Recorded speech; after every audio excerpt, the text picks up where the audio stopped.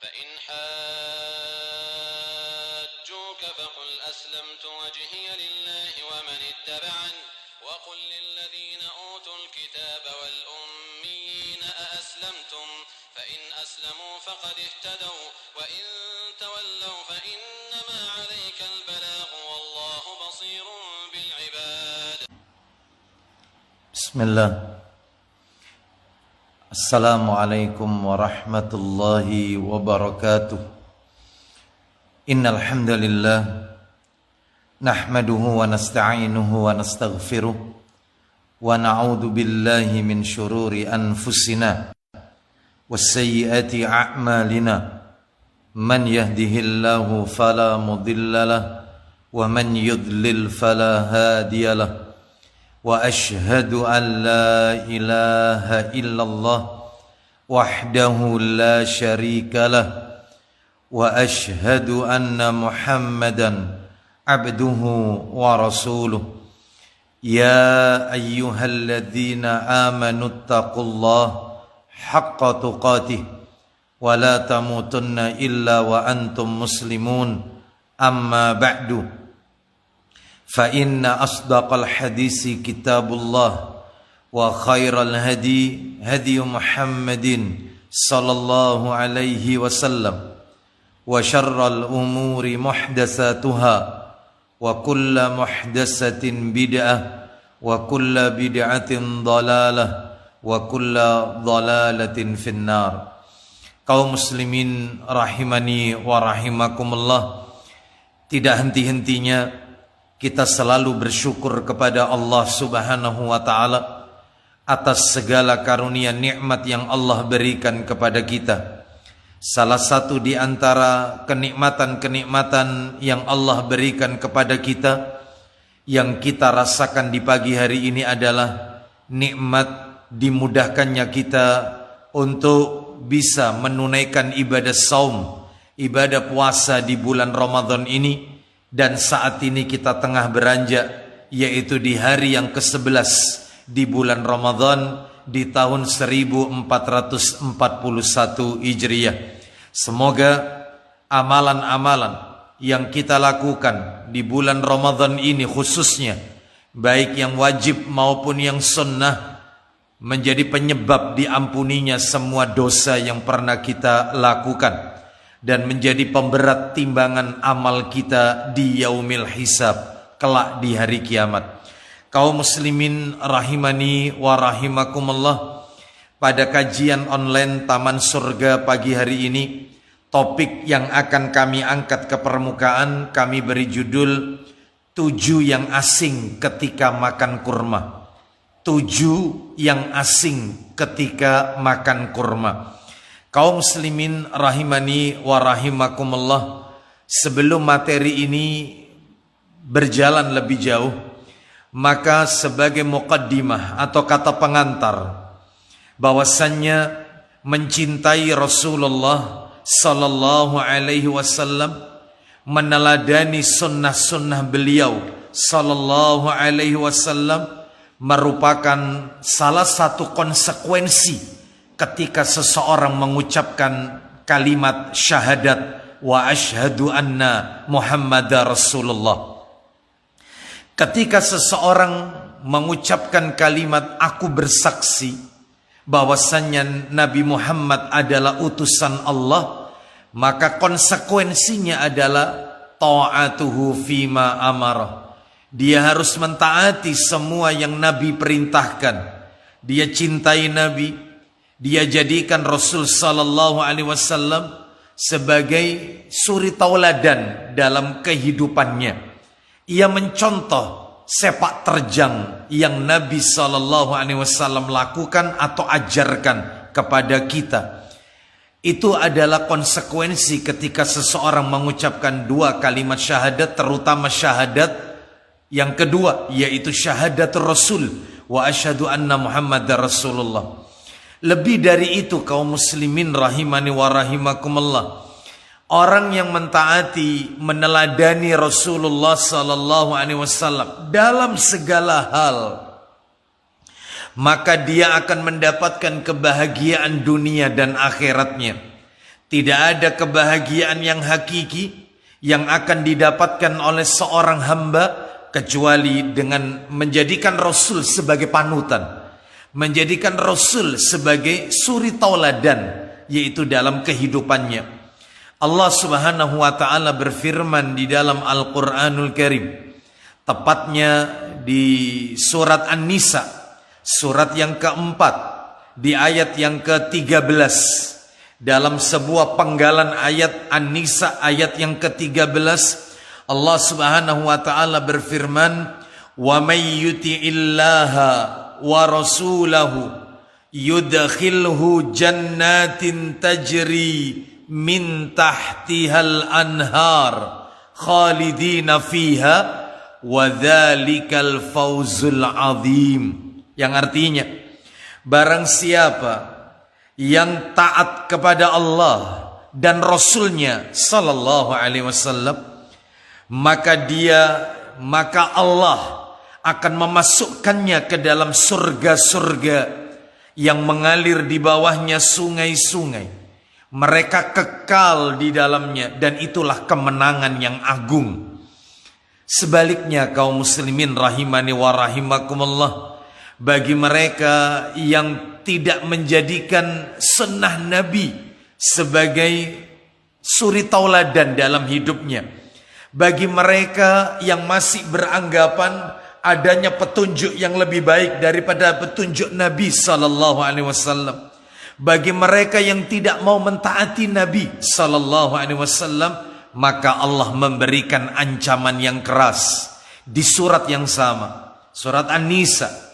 Di ayat yang ke-14, Allah Subhanahu wa taala berfirman, "Wa may ya'sillaha wa rasulahu wa yatta'adda hududahu yudkhilhu naran khalidan fiha wa lahu 'adzabun muhin."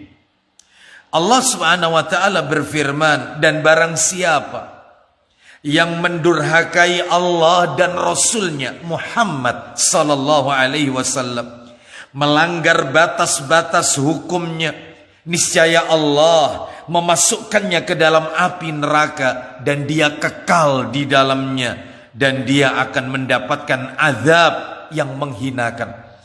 Inilah ancaman bagi mereka yang tidak menjadikan sunnah Nabi sebagai yaitu panutan dalam kehidupannya. Bahkan di dalam hadis riwayat Bukhari, baginda Rasulullah sallallahu alaihi wasallam bersabda, "Kullu ummati yadkhulunal jannah." Setiap umatku pasti masuk surga. Kita berdoa semoga kita termasuk di dalamnya. Namun Nabi belum berhenti menyampaikan sabda ini. Nabi melanjutkan, "Illa man aba," kecuali orang yang enggan. Maka para sahabat bertanya kepada Nabi, mereka kaget mendengar perkataan Nabi, "Semua umatku masuk ke surga kecuali orang yang enggan." Maka mereka bertanya, "Waman ya'ba ya Rasulullah?" Memangnya siapa wahai Rasulullah orang yang enggan itu, yang tidak punya keinginan untuk masuk ke dalam surga? Apa ya ada orang itu yang gak pengen masuk ke surga? Siapa mereka? Kata Nabi dalam riwayat Bukhari ini, "Man ata'ani dakhalal jannah wa man asani faqad aba." Siapa yang mentaatiku maka dia masuk dalam surga, dan siapa yang mendurhakaiku maka itulah orang yang enggan. Kaum muslimin rahimani wa rahimakumullah, mengaku muslim maka dia pasti membaca 2 kalimat syahadat. Bahkan setiap kali kita salat, kita selalu membaca 2 kalimat syahadat. Mengaku muslim, membaca 2 kalimat syahadat. Membaca 2 kalimat syahadat, konsekuensinya ikut sunnah Nabi sallallahu alaihi wasallam. Oleh karena itu, seorang ulama besar yang bernama Al-Imam Al-Barbahari rahimahullah, beliau yaitu berkata di dalam kitabnya Syarhus Sunnah, di dalam muqaddimahnya beliau mengatakan, "Al-Islamu huwa sunnah, was sunnatu hiyal Islam." Islam itu adalah sunnah, Sunnah itu adalah Islam. Islam itu sunnah, sunnah itu Islam. Oleh karena itu, kaum muslimin rahimani wa rahimakumullah, maka wajib bagi kita untuk menjadikan Rasul sallallahu alaihi wasallam sebagai suri tauladan kita. Karena tidak ada petunjuk terbaik di muka bumi ini kecuali petunjuk Nabi sallallahu alaihi wasallam. Laqad kana lakum fi Rasulillahi uswatun hasanah.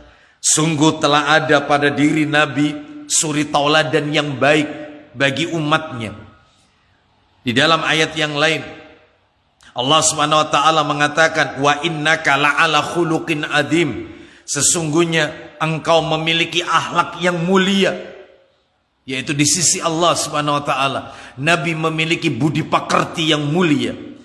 Inilah yang menunjukkan bukti bahwasannya apa yang Nabi lakukan, apa yang Nabi katakan, apa yang Nabi perbuat seyogyanya, yaitu kita sebagai umatnya mencontoh beliau sallallahu alaihi wasallam.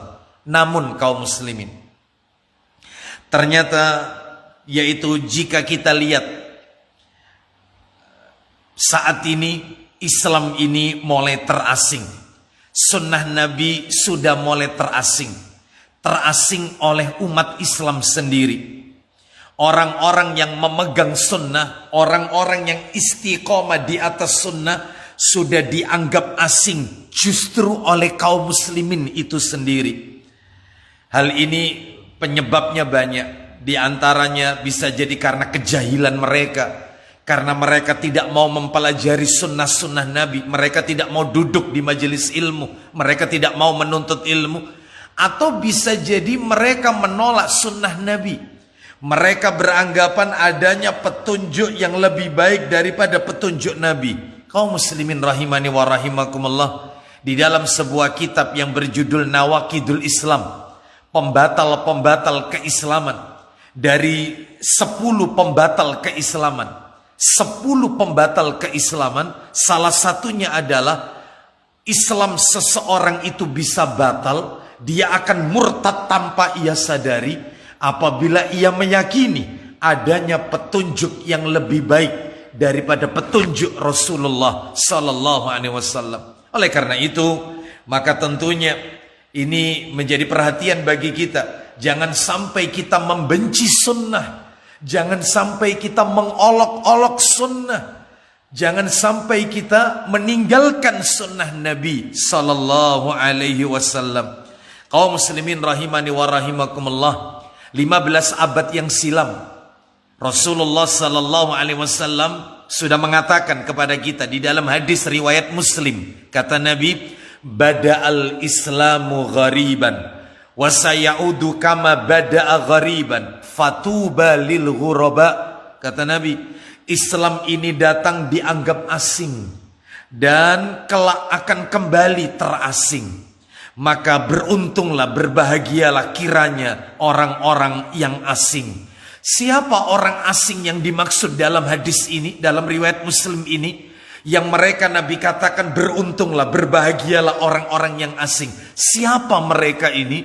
Dikatakan di dalam riwayat Tirmidzi, Nabi menyebutkan orang asing ini adalah alladzina yuslihuna ma afsadan nasu min ba'di min sunnati. Kata Nabi, yaitu orang-orang yang memperbaiki sunnahku setelah dirusak oleh manusia. Orang-orang yang menghidup-hidupkan kembali sunnah Nabi yang sudah mulai ditinggalkan oleh umatnya. Itulah orang yang beruntung. Itulah orang yang berbahagia yang Nabi sebutkan dalam hadis ini. Semoga kita termasuk di dalamnya. Orang-orang yang beruntung, berbahagia dunia dan akhirat.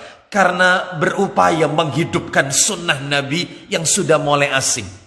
Bahkan dalam riwayat yang lain, riwayat Tirmidzi, Nabi SAW bersabda, sayati 'alan nasi zamanun as-sabiru fihim 'ala dinihi kalqabidi 'alal jamri. Kata Nabi SAW, kelak akan datang suatu zaman orang yang bersabar di atas ajaran agamanya, orang yang tetap istiqomah di atas sunnah Nabi Sallallahu Alaihi Wasallam bagaikan orang yang menggenggam bara api. Panas memang, tetapi tetap harus dipegang, tidak ditinggalkan atau dicampakkan. Tetap harus ia pegang. Panas. Kenapa panas? Panas maksudnya apa? Diolok-olok. Orang yang istiqomah di atas sunnah Nabi dikatain teroris. Orang yang tegar di atas sunnah dikatain ekstrim, radikal, ya Arabisasi, ya nggak cocok dengan budaya kita dan seterusnya. Oleh karena itu kaum muslimin rahimani wa rahimakumullah, sudah saatnya kita kembali kepada orang yang memberikan jaminan kita, yaitu berupa surganya Allah dengan mengikuti sunnah-sunnahnya. Tidak lain adalah Nabi Muhammad SAW. Saya punya sebuah kalimat yang mohon maaf sebelumnya jika mungkin di antara kaum muslimin kurang sependapat dengan kalimat saya. Jikalau ingin masuk ke surga, mohon maaf, jikalau ingin masuk ke surga, maka contohlah orang yang sudah jelas tempatnya di surga. Siapa? Nabi dan para sahabat. Jelas tempatnya di surga. Jangan mencontoh orang yang belum jelas surganya. Jika ingin masuk ke surga, ikutilah orang, jejak orang yang sudah jelas berada di surga. Siapa? Nabi dan para sahabat-sahabatnya. Jangan mengikuti jejak orang yang belum jelas surganya. Oleh karena itu kaum muslimin rahimani wa rahimakumullah, maka berdasarkan mukaddimah ini, pagi hari ini kami angkat ke permukaan sunnah-sunnah Nabi yang asing terkait makan kurma. 7 sunnah yang asing ketika makan kurma. 7 yang asing ketika makan kurma. Apa saja dia? Baik, kita akan bacakan satu persatu mengingat waktu kita terbatas. Yang pertama kaum muslimin rahimani wa rahimakumullah, bahwasannya disunnahkan makan kurma sebelum berangkat sholat Idul Fitri, bukan Idul Adha. Disunnahkan makan kurma sebelum berangkat sholat Idul Fitri dengan jumlah bilangan ganjil. Mana dalilnya? Dalilnya disebutkan di dalam hadis riwayat Bukhari, dalam sahihnya Sahih Bukhari, di nomor aslinya yaitu nomor 953, atau di nomor cetakan terjemahan 512. Kami baca, An Anas bin Malik radhiyallahu an qala, dari sahabat Anas bin Malik semoga Allah meridhoinya, dia berkata, Kana Rasulullah sallallahu alaihi wasallam la yaghdu yaumal fitri hatta yakula tamaratin. Kata Anas bin Malik radhiyallahu an, Rasulullah sallallahu alaihi wasallam tidak pergi untuk sholat Id pada hari raya Idul Fitri sampai beliau memakan beberapa kurma. Bentuknya jamak. Tamaratin, jamak beberapa kurma. Lalu sahabat Anas melanjutkan hadis ini, kata beliau, wa yakuluhunna witran, dan beliau memakan kurma itu dalam jumlah bilangan ganjil. Kaum muslimin rahimani wa rahimakumullah, mari kita dengarkan perkataan para alim ulama terkait dengan hadis ini. Di dalam hadis ini dapat disimpulkan bahwasannya mengkonsumsi kurma sebelum menuju ke tempat sholat Idul Fitri adalah sunnah Nabi Sallallahu Alaihi Wasallam, dan dianjurkan makan lebih dari 1 kurma dengan jumlah ganjil. Hal ini berdasarkan hadis di atas, yaitu tamaratin. Berarti bukan 1, sekalipun 1 itu angka ganjil, tetapi 1 tidak termasuk bilangan jamak. Karena Nabi mengatakan tamaratin, yaitu kurma dalam bentuk jamak, bukan 1 butir atau 2 butir, bukan. Kalau 2 genap, tetapi lebih dari 2. Maka jika ada orang yang berangkat menunaikan sholat Idul Fitri dalam hal ini, lalu dia memakan 1 kurma, maka belum cukup dikatakan mengikuti ittiba, mengikuti Rasul sallallahu alaihi wasallam. Karena yang dianjurkan makan kurma itu adalah lebih dari 3. Bisa 3, bisa 5, bisa 7, bisa 9, 11 dan seterusnya. Yang penting berjumlah ganjil dan lebih dari 2. Kaum muslimin rahimani wa rahimakumullah. Yang dianjurkan di sini adalah yaitu memakan kurma sebelum berangkat sholat Idul Fitri, bukan Idul Adha. Sebagaimana disebutkan yaitu di dalam hadis riwayat Tirmidzi dari sahabat Buraidah. Kami akan bacakan yaitu dalam sunannya, Sahih Sunan Tirmidzi, hadis yang ke-542 dari Buraidah radhiyallahu an, dia berkata, kana nabiyyu sallallahu alaihi wasallam la yakhruju yaumal fitri hatta yata'ama wa la yata'amu yaumal adha hatta yusalliya. Yang artinya Nabi sallallahu alaihi wasallam tidak keluar salat hari raya Idul Fitri sebelum makan, dan beliau tidak makan pada hari raya kurban sebelum salat. Jadi kebalikannya, kalau Idul Adha salat dulu baru kemudian beliau makan. Kalau Idul Fitri beliau makan lebih dahulu dengan beberapa butir kurma, jumlah bilangan ganjil, lalu pergi ke tempat salat. Kaum muslimin rahimani wa rahimakumullah, ini yang pertama, yang asing dari makan kurma.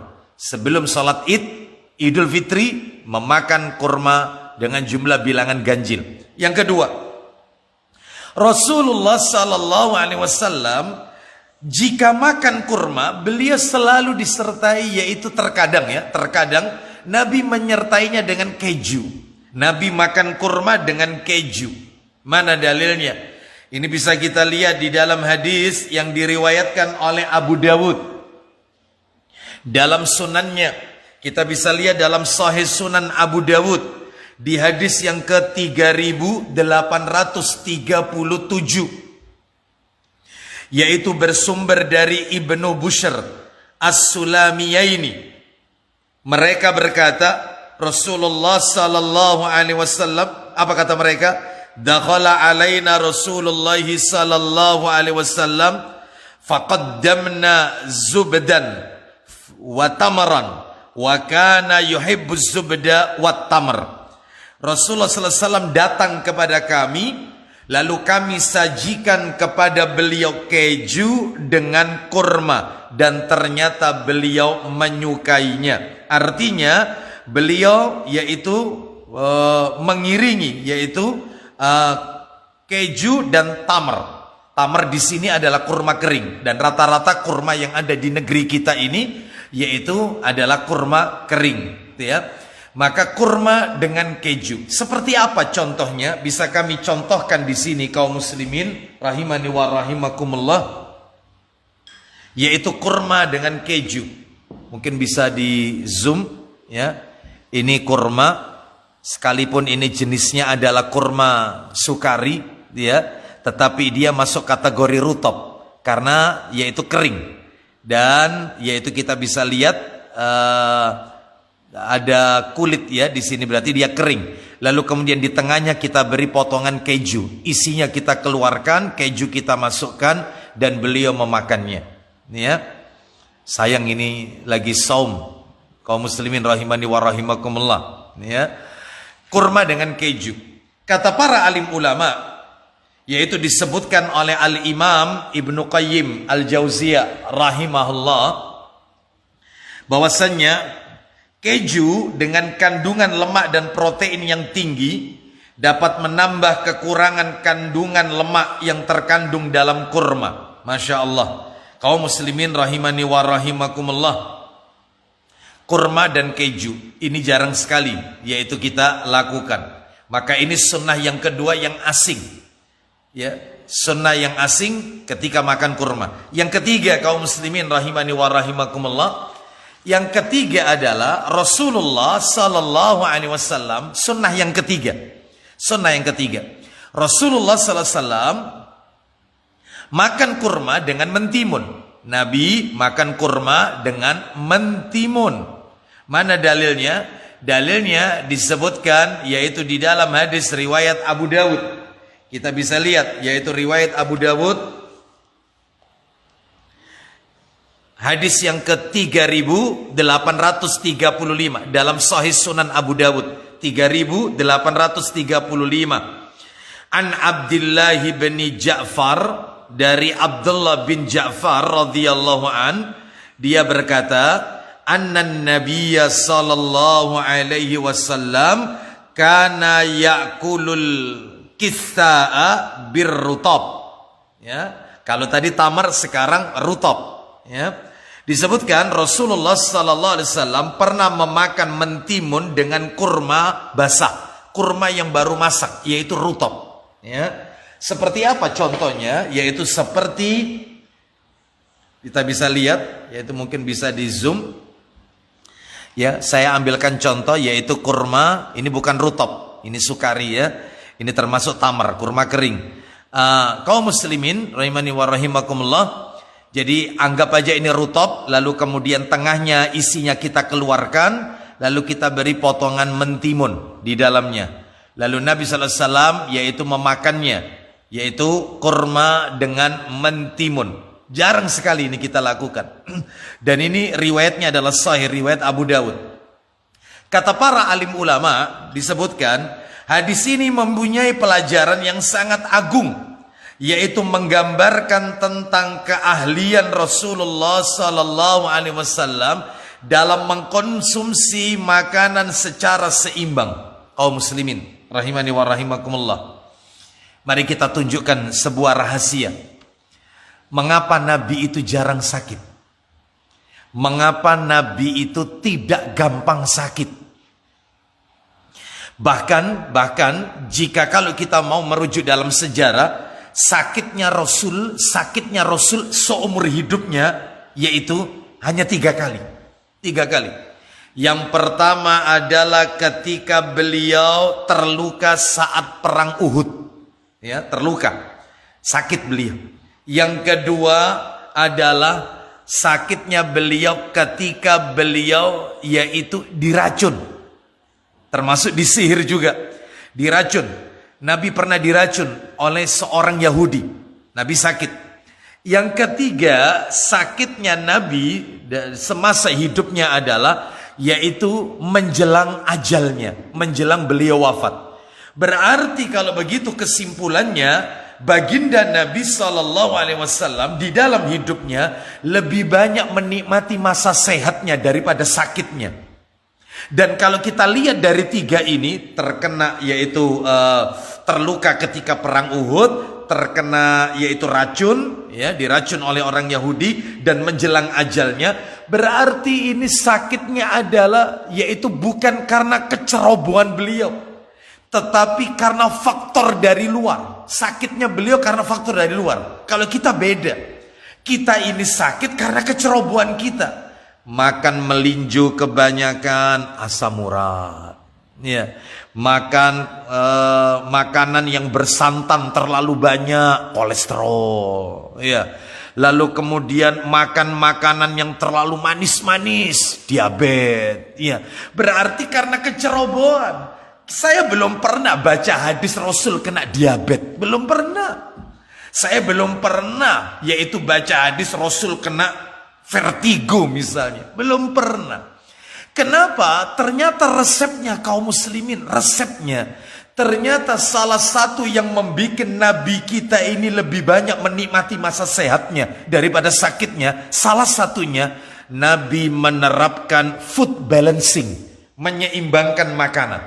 Apa maksudnya? Makanan-makanan yang memiliki dampak pada tubuh itu panas, ya. Makanan-makanan yang memiliki yaitu dampak pada tubuh kita panas, itu Nabi mengkonsumsinya dengan mengkonsumsi makanan yang menimbulkan efek dingin di tubuh kita. Kaum muslimin rahimani wa rahimakumullah. Rasulullah mencampur kurma dengan mentimun tujuannya agar rasa panas yang terkandung dalam kurma diseimbangkan rasa dingin dan basah yang ada pada mentimun. Hal ini karena mentimun agak sulit untuk dicerna di lambung, ya. Dingin dan terkadang berbahaya. Sehingga apa? Sehingga yaitu Nabi menyeimbangkannya. Kurma dengan mentimun, mentimun dengan kurma, ya. Jadi inilah yang diterapkan oleh Nabi, yaitu food balancing, menyeimbangkan makanan. Kita kan tidak, kaum muslimin rahimani wa rahimakumullah. Terkadang kurma beberapa butir kita makan tanpa kita seimbangkan. Padahal kurma menimbulkan efek yaitu panas dalam tubuh. Lalu kemudian yang keempat, ini juga langka. Ini juga asing, ya. Sunnah Nabi yang keempat ketika makan kurma. Rasulullah sallallahu alaihi wasallam makan kurma dengan semangka. Nabi makan kurma dengan semangka. Mana dalilnya? Dalilnya adalah hadis riwayat Abu Dawud, yaitu disebutkan dalam Sunan Abu Dawud di hadis yang ke-3836 dari Aisyah radhiyallahu anha, istri Nabi sallallahu alaihi wasallam, Ummul Mukminin radhiyallahu anha. Beliau berkata bahwasanya kana Rasulullah sallallahu alaihi wasallam ya'kulu al-bittikha birrutab fayaqul, ya, kata Aisyah radhiyallahu anha, Nabi pernah memakan semangka dengan kurma rutab. Semangka dengan kurma rutab. Kemudian beliau berkata, fayaqulu, Nabi sallallahu alaihi wasallam mengatakan, ini buktinya. Rasul menyeimbangkan makanan di sini hadisnya. Naksiru harra hada bi bardi hada wa barda hada bi harri hada. Kata Nabi, kita hancurkan panasnya makanan ini, kurma maksudnya, dengan dinginnya makanan ini. Semangka maksudnya. Dan kita hancurkan dinginnya makanan ini, yaitu semangka, dengan panasnya makanan ini, yaitu kurma. Masya Allah. Jadi Nabi itu suka menyeimbangkan makanan. Contoh, kurang lebih seperti ini, bisa di zoom, ya. Jadi antara kurma rutab, tapi ya, rutab dengan semangka. Anggap aja kurma ini kurma rutab, ya. Maka kita masukkan potongan semangka itu, setelah kita keluarkan isinya, potongan itu kita masukkan ke dalam kurma dan kita memakannya. Nah, kaum muslimin rahimani wa rahimakumullah, maka tentunya ini adalah sunnah Nabi sallallahu alaihi wasallam yang jarang yaitu kita temukan atau kita lakukan. Sekarang kita masuk yaitu yang kelima. Ini lebih jarang lagi. Lebih jarang lagi. Yang kelima, yaitu membuang isi kurma dengan dua jari, dengan merapatkan jari telunjuk dan jari tengah. Kebanyakan kita lihat mereka ketika memakan kurma, setelah ia makan maka isinya ia buang, ia keluarkan dari mulutnya dengan meniupkannya. Padahal sunnah Nabi ketika membuang biji kurma adalah yaitu dengan mengapit jari telunjuk dan jari tengah, lalu dibuangnya. Masya Allah, ini jarang kita lakukan. Mana dalilnya? Dalilnya hadis riwayat Muslim. Di nomor aslinya di dalam Sahih Muslim, hadis nomor yaitu 2042,